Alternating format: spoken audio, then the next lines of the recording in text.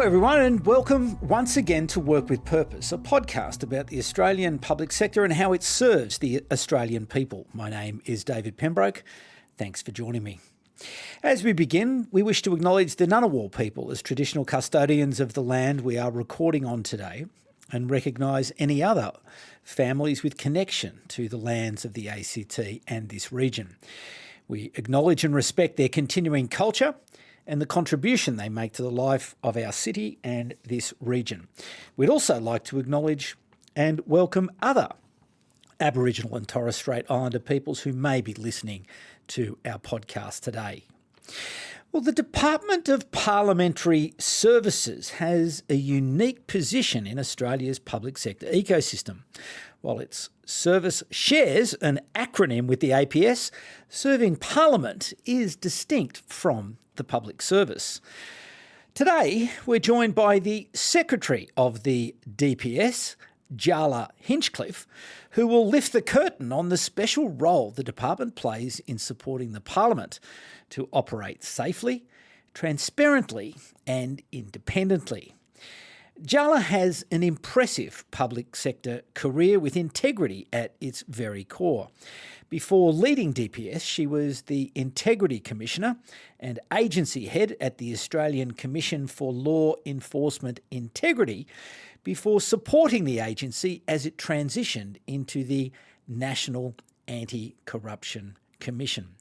She joins me in the studio to talk not only about the APS, but also about herself. Jaala, welcome to Work with Purpose. Thank you so much for having me. It's a pleasure. So tell me the Jaala Hinchcliffe story. Where did it all begin? Well, I'm a Canberra girl, born and bred, and I particularly love it Whereabouts, here. north or south? Oh, north. I am a West Belconnen girl, in actual fact. So I grew up here, and like all good Canberrans, I need to say, but I left for a little while and then came back again because it's a great place to be and it's a great place to live and bring up your family, and the jobs are incredible here. So I'm very, very happy to be in Canberra. Were your parents public servants? Parents were public servants. Okay. They came down from Sydney, so I come from the New South Wales tradition rather than lots of people who come from the Victorian tradition, and have just had that unique experience that Canberrans of my generation have started to have, where our kids are going to school together. So my kids went to school with people that I went to school with, which was unheard of when I was a kid, because we all came from somewhere else. Yeah. So Canberra girl. Was planning to go off and be a social worker, fell into doing a law degree, fell into the public service, managed to jag a job with the Commonwealth Director of Public Prosecutions up in Sydney. Absolutely loved it, fell in love with criminal law, which was not what I was going to do. Did that for 16 years and then through that fell in love with the public service and went on to do a whole range of other things. You say that you fell into it, but did you ever think as you were growing up, sitting around the kitchen table, driving in cars with your parents, listening to the conversations, that perhaps one day you might be a public servant? No. I would say probably the exact opposite.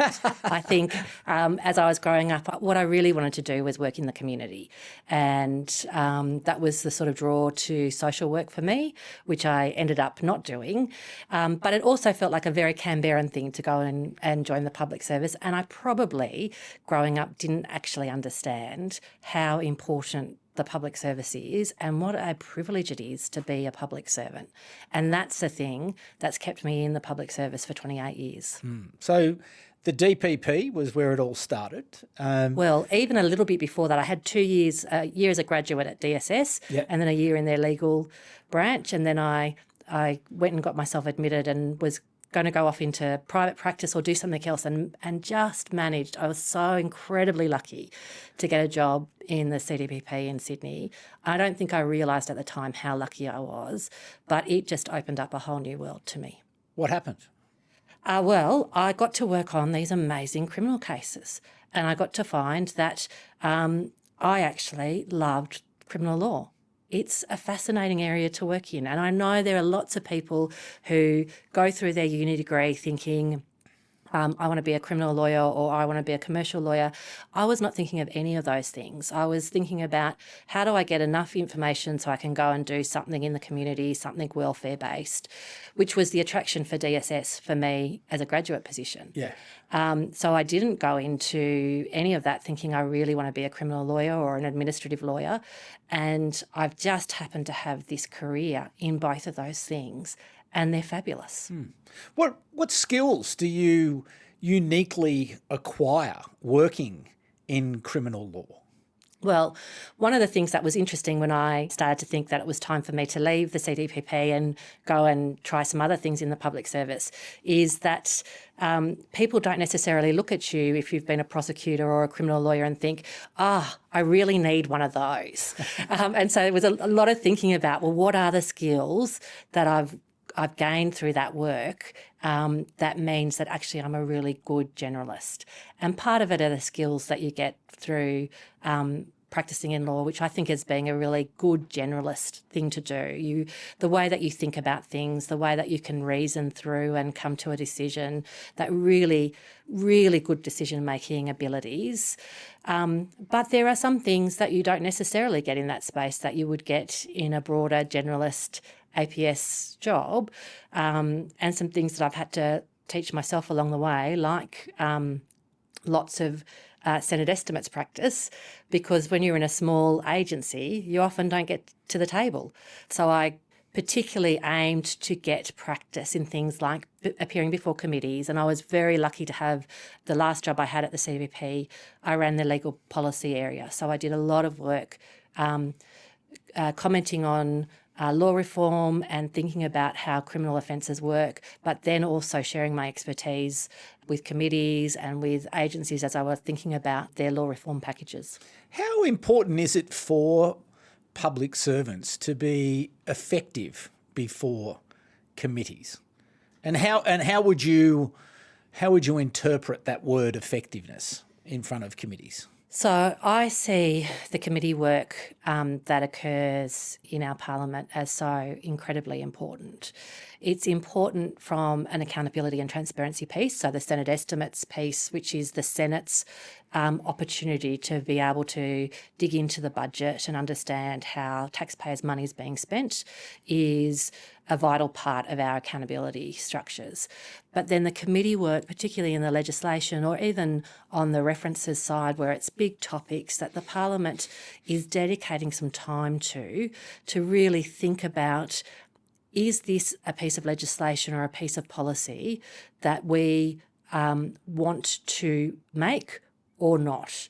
And so the accountability of public servants to be able to come forward and speak to it, but also often make a very technically difficult piece of legislation understandable, because parliamentarians are dealing with so much legislation, so many policy questions. How can we make their job a bit easier for them so that they can understand this complex piece of legislation, so that they can think through the policy implications and think about what their position is?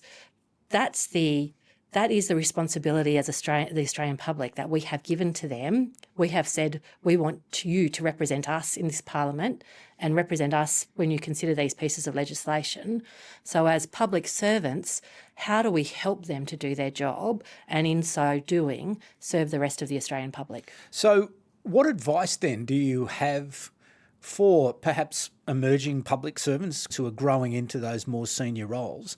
What skills do they need to acquire to be effective in that role? How do they learn to be good translators? Yeah, and I think that you do learn how to operate in that space of appearing before committees or appearing before Senate committees. I encourage people to watch as much as they possibly can to see how people answer questions, to understand what's really being asked, how you sit there and really listen to what the question is, rather than letting the nerves get in the way and jump in to want to answer a question before you've let the senator or the member ask you the question.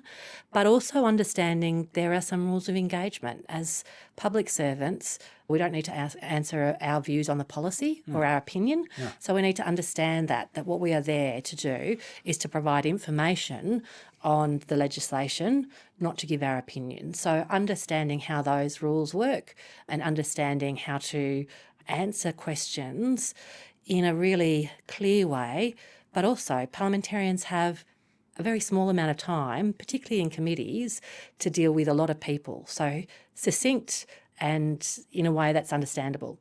Now, I want to dig into the Department of Parliamentary Services and its role, but perhaps before we get to that, leadership. How did you learn to lead through your career? Obviously, it was 16 years at the CDPP and further opportunities beyond that. But how did you come to be a leader? So I have watched leaders that I admire, and I've thought about leadership a lot during my career, but even before my career really got going, when I was involved in not-for-profits and things like that, and thought about what are my natural tendencies as a leader. I'm much more inclined to be a relational leader than to operate in some of the other leadership aspects. So how do I make that work? Relatively easy to work that out in a organisation of 45, which is what ACLI was when I started. Much harder in an organisation of 1,200 when you actually are really interested in the people and want to know what they're doing and want to understand how their work works, particularly in an organisation where I can't do most of their jobs. So in an organisation like ACLI, I can give it a fair crack. I can do, I can do that sort of stuff. I can do an investigation and I can write a report. In an organisation like DPS, I am not a stonemason. I am not an electrician. I can't take a tour. I can't go up the flagpole to change the flag. So there is so much of that organisation that I cannot do and wouldn't even attempt to. So I'm in this beautiful position where I am so heavily reliant on my people, and that's great because they have these incredible skills to do the most amazing things. And I have the privilege of getting to watch them do that. That's a lovely lead in to the story of the Department of Parliamentary Services, because for those of us who are fortunate enough to have worked in the building and have had access over time, you get to see the behind the scenes. And so particularly when you go down into the basement and you see everything that makes Parliament move, it's a village downstairs of workers industriously beavering away, doing everything from preparing meals to shooting video, trucks going everywhere. It's quite a remarkable environment, isn't it? It really is. And the Parliamentary Service is made up of four departments. So there's DPS, there's the Department of the Senate, the Department of the House of Reps, and the Parliamentary Budget Office. And together we make our own service, so separate from the APS. And the Department of the Senate looks after the Senate and the Senate's committees and senators. The Department of House of Reps looks after the members and the running of the House of Representatives and their committees. The Parliamentary Budget Office provides advice and costings in relation to budgetary issues. And then DPS does this really different job where we are supporting everyone else to support the work of the Parliament and the chambers. So the visitor guides are DPS, the security guards are DPS, the caterers and we run 3 cafes and a couple of coffee carts. I have fitters and turners, I have electricians and plumbers, the Hansard, the broadcasting staff, the parliamentary library. We also then have the corporate staff that support DPS, and most importantly, we provide all the IT in Parliamentary House, and we also provide all the IT to parliamentarians and their staff, and to the Department of the House of Representatives, and to the Department of the Senate, and to PBO.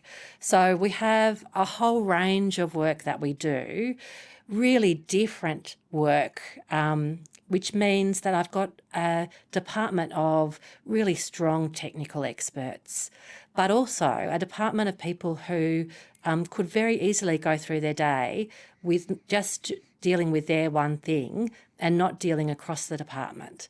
So one of the things I think about a lot is how do I make sure that my staff are connecting up together to be able to think about how their work supports the whole of the Parliament, how their work supports the Australian public, but also how their work might connect with somebody else who works in DPS.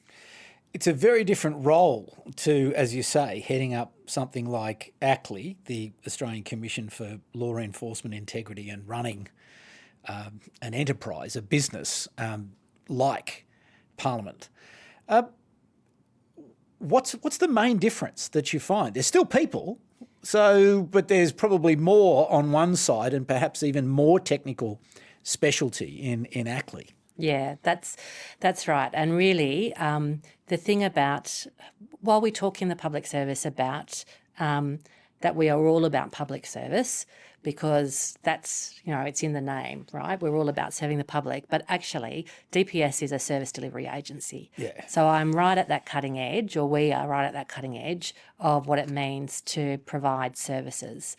And one of the things that I really like about DPS is the vast array of different jobs we have, but the different ways that enables people to be able to serve the Parliament and serve the Australian public. And that's a real privilege. What surprised you in this new role? So I had been at DPS before, and so had seen a lot of a lot of the different functions of the organisation. But this being here now and really making it my goal to spend time with all of the different areas of the staffing and talking about their roles, what surprises me about that is just how varied it is and what speciality we have. So we have curators to look after the art.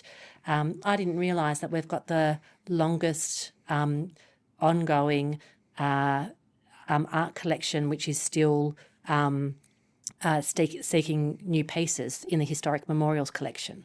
So that's the collection that has the Prime Ministers and the President and the Senate and the Speaker. Those paintings is this incredible tribute to Australia.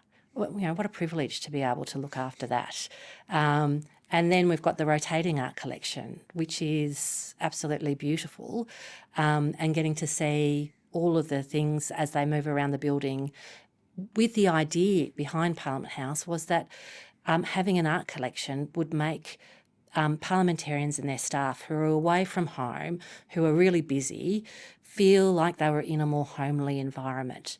And that was the whole idea behind the art collection when Parliament House was built. So that's a real privilege to be a part of. It does a good job of that, doesn't it? It does an amazing job. You do have that feeling when you do move through Parliament House that it has a warmth about it. It does. It absolutely does.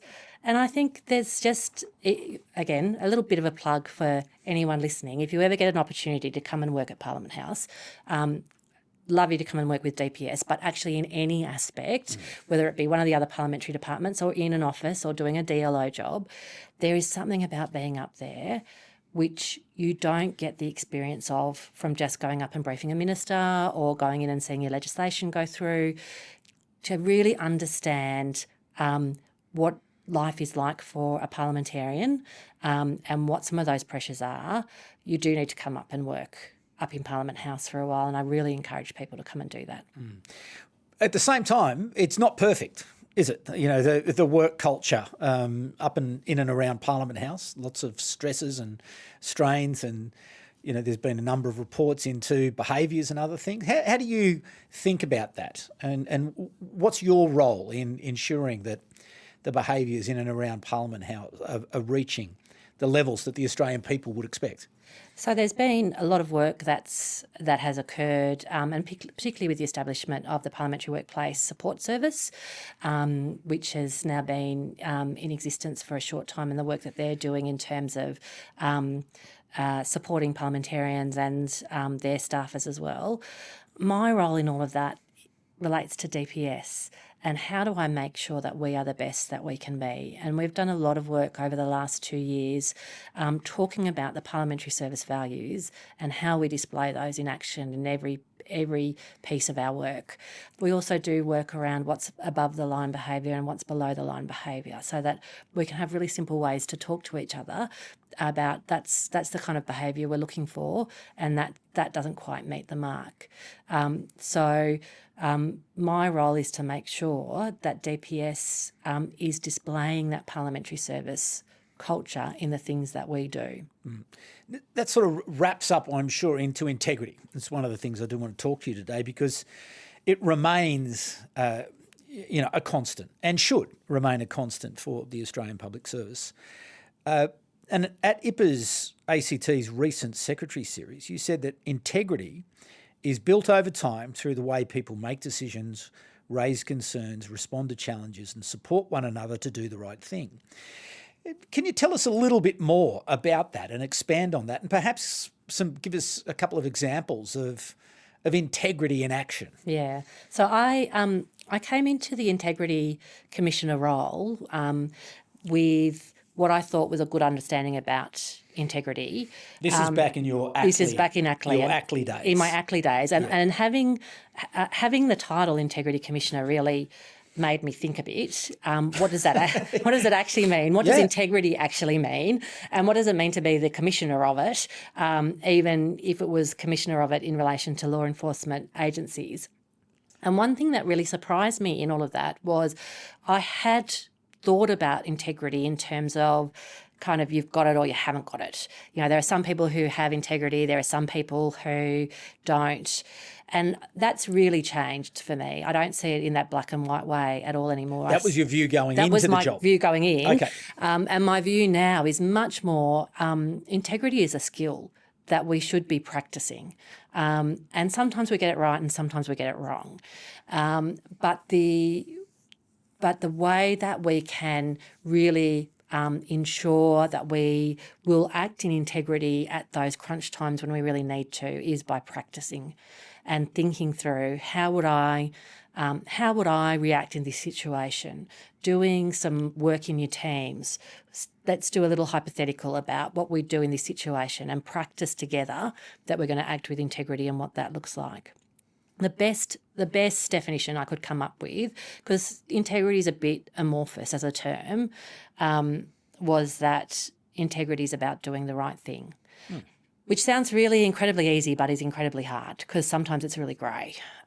So making sure that you have people around you who you can have those hard conversations with to say, I've got this situation, I could do X or Y, I'm not sure, can we talk it through and work out what the right thing to do is here? Having that practice that you do beforehand so that when you're faced with a difficult situation, you're ready for it. Thinking about how you keep on practicing your integrity skill. And when I've seen it at its best, it's usually the small things. So it's the situations like when I was finishing up at Ackley, we had finished a report and sent it through, and then I had an APS 6 come up to me and said, we hadn't published it yet, we were about to publish, came up to me and said, we made a mistake. There's a mistake in the report. It wasn't a big mistake. It was all okay, but that was integrity in action. Yep. That person could have pretended it hadn't happened. Yep.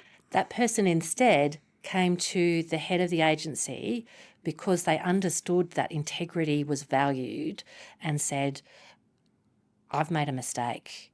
We need to pull that back so I can fix it and then we can do it again. That's integrity in action. But it's well, and that's a credit to you that someone felt that they could come and raise an issue. But I'm sure there's probably people listening going, I'm not going to do that, because if I raise that issue, that's the end of my career. It's all over. So I might want to act with integrity, but there are consequences to me acting with integrity, and I don't know if I really want to activate those consequences, because I don't have the confidence in my leadership. Yeah, and that's the second part of integrity in action, I think, and I talked about this at IPA as well. That there's people being willing to say, I've made a mistake and we need to fix it, and then it's the response from leaders. So the integrity response from leaders is the response that goes, I value you telling me, and now we fix it, rather than I'm going to jump up and down and scream and yell, or whatever that response might be. Yeah. The response with integrity is to say, thank you, let's fix it. Now, there might be consequences, absolutely. But I have to say, I have seen a lot of what I saw doing anti-corruption work was, in fact, wasn't corruption. It was people getting in over their heads, whether it be because they were doing something that they didn't have the skills for, or they made a mistake and then they tried to hide it. And then it got worse and worse and worse until it got referred to an agency to investigate. That's what you want to avoid. That is a much worse consequence than going to your supervisor and saying, I've made a mistake and here's how we're going to fix it. It's such a big and diverse organisation, the wider public service I'm talking about now, because there are, as you say, everyone from the stonemason to the policy person who's sitting in Canberra, to the biosecurity inspectors who are operating in remote parts of Western Australia, and so everyone operates in a different context. So how do you talk about integrity in a way that is relevant to all of those different roles, where there are just thousands and thousands of different roles? So I think bring it back to that concept of mistake is really useful. Let's make it simple. All of us make mistakes. Yeah. I make mistakes, and I tell my people that I make mistakes. And we're all going to continue to make mistakes. Look, I would prefer that we didn't. I can be in a highly visible agency, and I love it when we get it right. It's always a little bit harder when we get it wrong, but I'm not going to pretend that we're not going to get it wrong, because we all will at some point. So the more important part is, how do we identify it quickly, fix it, learn from it? There are some pretty high-profile examples, even recently, aren't there, of where integrity failed, even at the highest levels, and with huge consequences. So how would you rate the APS at the moment, as given all the complexities and the challenges and everything else that goes with it, because it is such a diverse organisation? How would you rate, or could you rate, or is that an unfair question? It's a little bit unfair. I'm not sure that I don't get the visibility of any of that. But what I would say is, I don't want us to lose the impetus we had with this discussion on integrity. So we've had the excellent work that was done by the Integrity Task Force. We've really invested as a service into this. Yes, it's always a continuum of where the service sits, but let's not waste this. One of the things, and one of the reasons why I'm still I'm a parliamentary servant at the moment, but a public/parliamentary servant, is because firstly we serve the public, and that's a real privilege. But secondly, because we're values based, and both the public service and the parliamentary service are based on a set of values, and that is who we are. and we forget that at our own cost, really. Do we talk about it enough, about the public service? Do we celebrate it enough? Do we pull out examples of the various values and say, look, here is obviously the IPA State of the Service Awards recognise recognition of excellence in public service, but there's got to be more than that, doesn't there? Well, I can't speak for the whole public service, but I suspect if you spoke to some of my staff, they might say, yeah, we talk about it all the time because we do. So every fortnightly email I send out, we talk about the parliamentary service values and stuff that I've seen during the fortnight. Yeah. I'm just running a series on each of the parliamentary service values at the moment. We rolled out a series for all of the SES and the PEL 2s and PEL 1s and PEL 2s. That's our EL 1s and EL 2s. We talk about it in branch meetings. We talk about it in our staff meetings. We have people come up and do my favourite value. We talk it at our SES meetings every week. We have a space for what did we say this week that accords with the values. So we might have gone to one extreme, but we're doing any reason for that, or you just felt we're doing some the culture, significant culture change, and actually, I really like it. Yeah. And as I said, we forget the values at our own peril. It's part of who we are, so we should be talking about it. Yeah, and it should be key to how we do service. So to do that, you've got to keep on talking about it. Well, that's the thing, isn't it? It's the old thing of, tell them, and when you're sick and tired of telling them, tell them again, because it's only then that the message is starting to get through and then relating through to behaviour. But I'm sure you've seen instances then where this is sparking conversations that have got nothing to do with you because it's now normalised for people to have conversations about it. Yeah, I'm going through a process at the moment of going to each of the branch meetings at DPS. And there's some things that I want to talk to people about in terms of the 26-27 financial year and some of our focuses.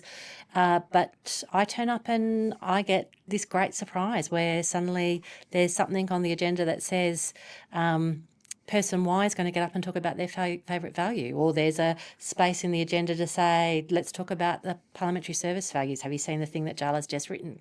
Now, they might be doing that just because I've come along, but it doesn't feel like that to me. It seems to me well, even if they do, that's becoming part of the norm. Yeah. And that's fantastic. Yeah. But it's you've got to build resilience into the people, don't you? Because another thing that you said at that IPA secretary series was about being hard on yourself when you make mistakes. Explain that a little bit more to us. Oh, so I'm much more forgiving of everyone else than I am of myself. And I might be alone in that, but I don't expect that I am.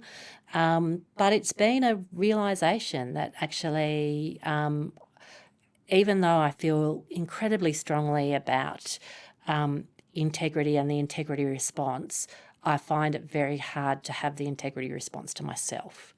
And so the last couple of years have been a bit of a journey to learn how to be much more self-compassionate, highly, maybe too compassionate externally, but how do we really foster that self-compassion and to be able to also see events for what they are in terms of being learning experiences. So that's my work in progress.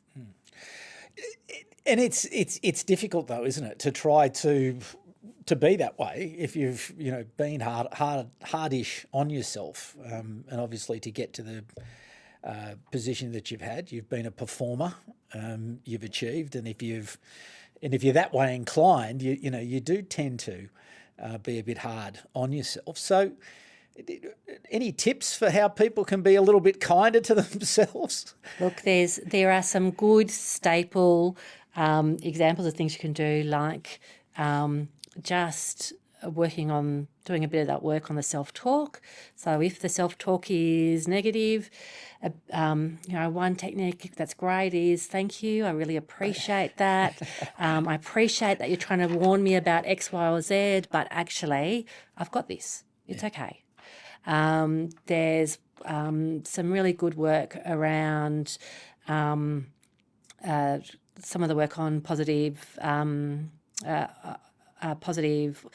optimism and on flow.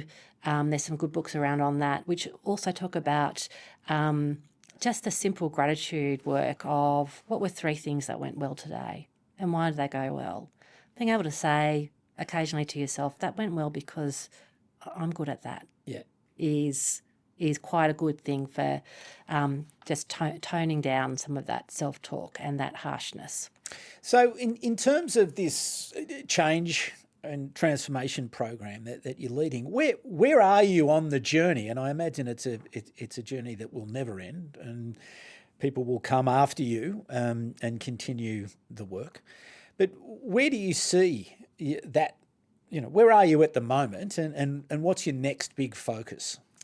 So our focus has been on not just what we do, but the way we do it. So as a service delivery agency, it is really easy to get caught up in, I just need to deliver. It doesn't matter how I do it, I just need to get it done, particularly when you have highly vocal clients or people that you are serving. Say. Yes. Just say. Just say.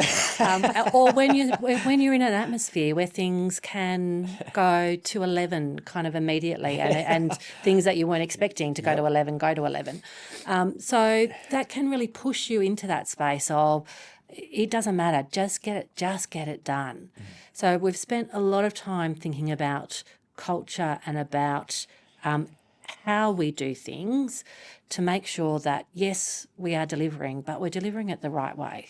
So that's been the focus that we've had over the last little while, and that's been included with all the values and behaviours work that we've done. A lot of work on governance, a lot of work on financial sustainability and on our procurement processes, et cetera, et cetera.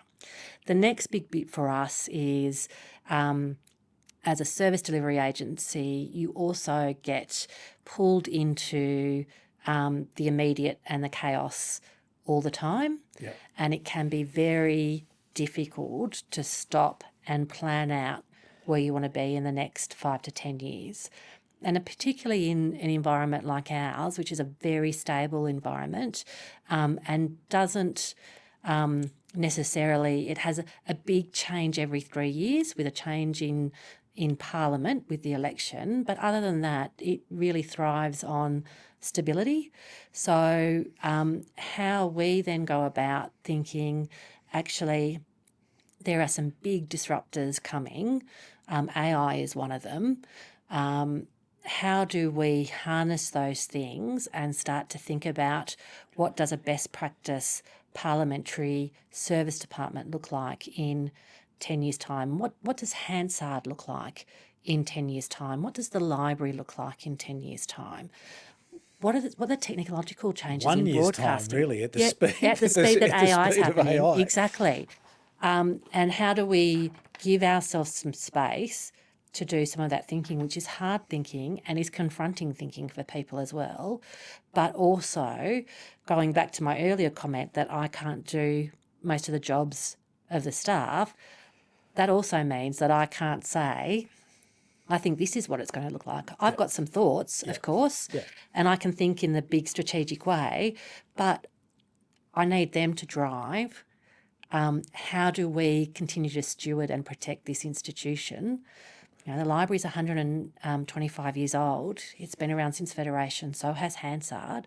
These are great historical institutions that we are a part of.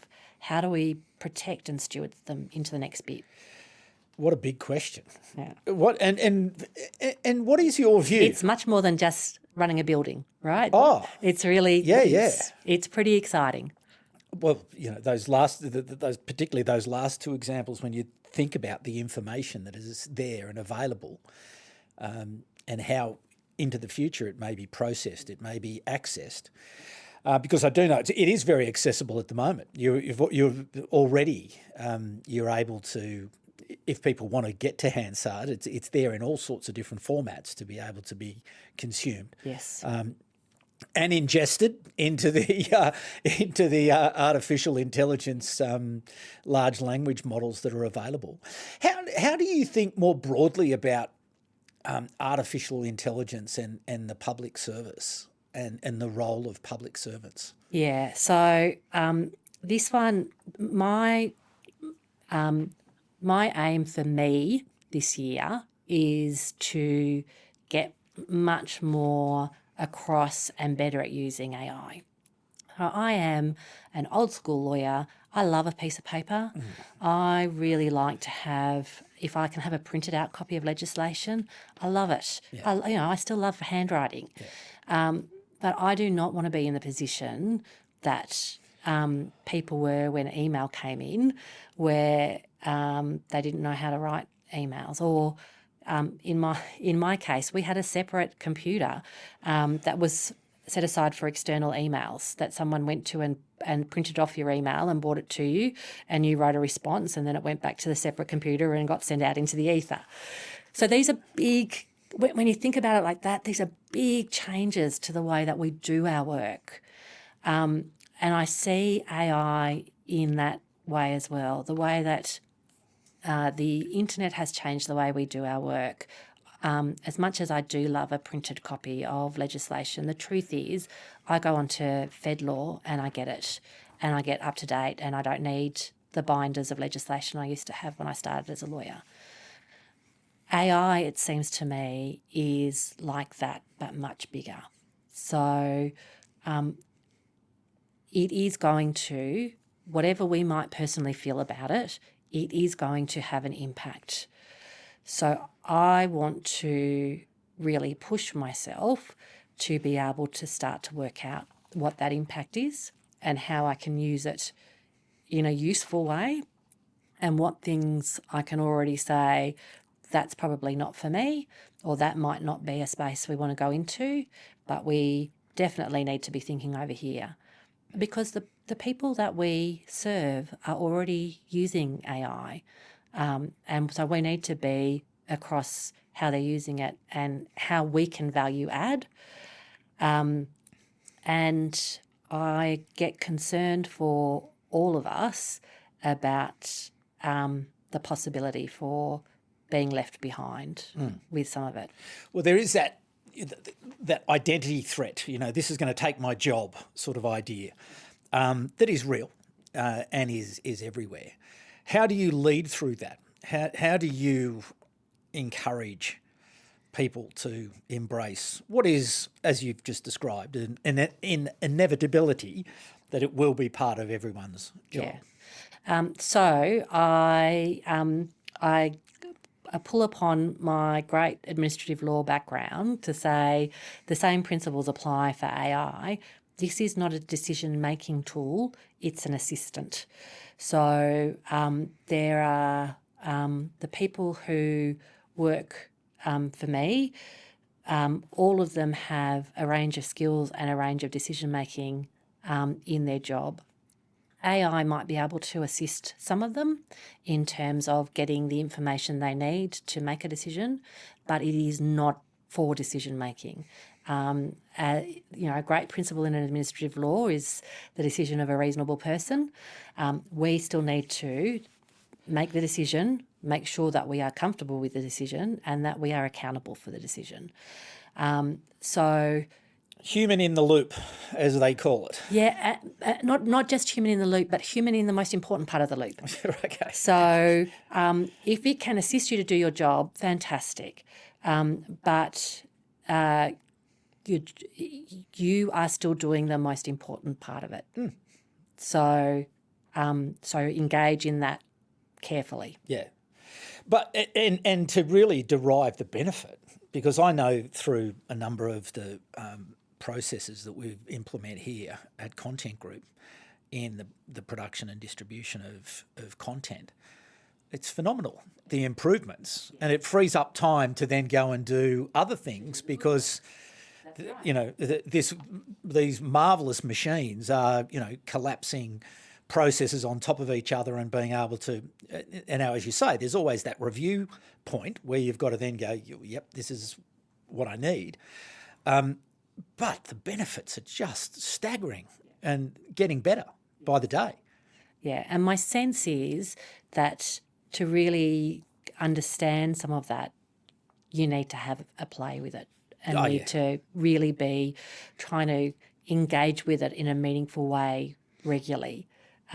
So we're all on this massive learning curve to try and work out what is it usefully, what can it usefully do, and what is not useful for whatever my practice might be.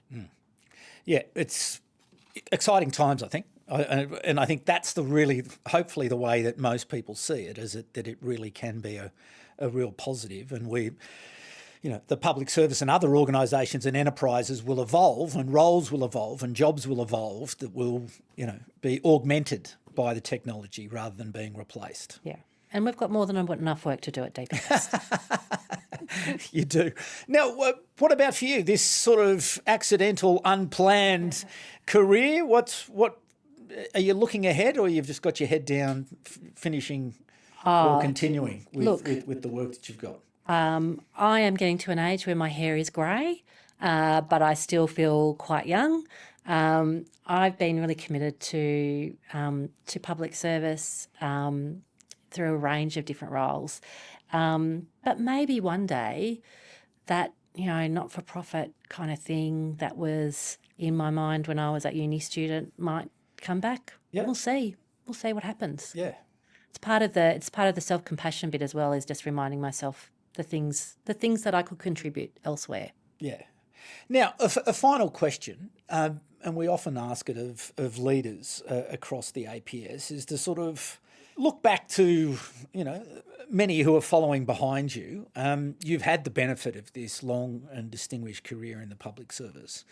If you could distill some wisdom for them as they continue through, their role in serving the Australian people, what might that advice and wisdom be? So something that I tell my graduates each year is the service looks really big, but it's actually really small. And when you get up into the upper levels, you'll find that the people who are your colleagues are actually people that you've worked with for years on different things. So it's very easy to forget that someone that might ask a favour of you, or might ask your advice about something, or someone that you might be on a graduate program with, or someone that might sit on a desk next to you for a short period of time, might end up being your colleague for 30 years. So always think about... Be nice to people. Just be nice to people. Think about how you form connections, and I don't love the word networking, but how you can continue to form connections, because the connections that you start off in early in your career will often be ones that follow you through your career.